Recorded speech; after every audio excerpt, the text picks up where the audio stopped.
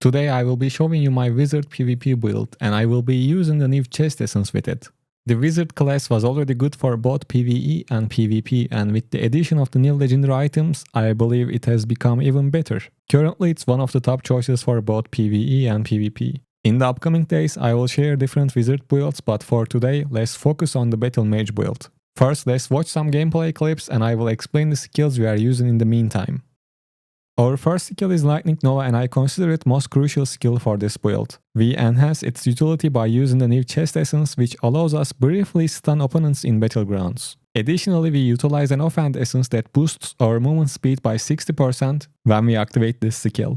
Lastly, we use a mainhand essence that increases our primary attack speed by 30% for 4.8 seconds. Next we have Arcane Torrent. This is one of our damage skills and since it counts as a buff, it activates Battle Dop legendary gem if you have it. After that we have Ice Armor. We are using this as a damage skill as well, but thanks to the Shoulders essence, Ice Armor now also reduces the amount of continual damage we take by 58%. And we are using the Storm Armor offhand essence to deal damage to nearby enemies. And next we have Teleport, which is our movement skill, and we have a head essence for it that increases our damage by 10% for 4.8 seconds when we use Teleport. And finally we are using Electrocute as our primary attack skill without any essences.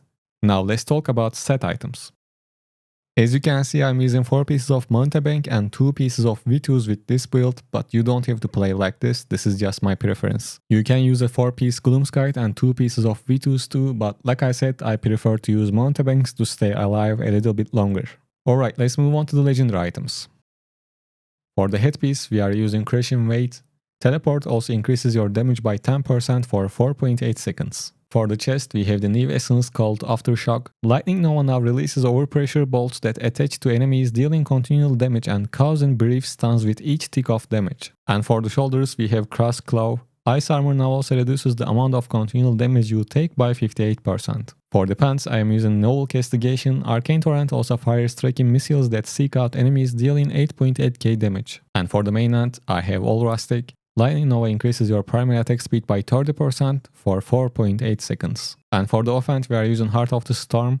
Ice Armor becomes Storm Armor, continual damaging nearby enemies. And for the additional main hand, we have Rift Carver. Arcane Torrent now creates a chaotic orb that moves with you and fires arcane missiles at random nearby enemies. And for the additional offhand, I am using the Siphon. Casting Lightning Nova temporarily increases your movement speed by 60%.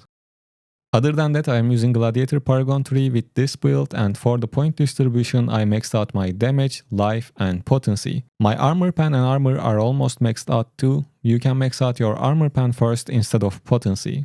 I will show you the full setup at the end of the video, but now let's check out some gameplay.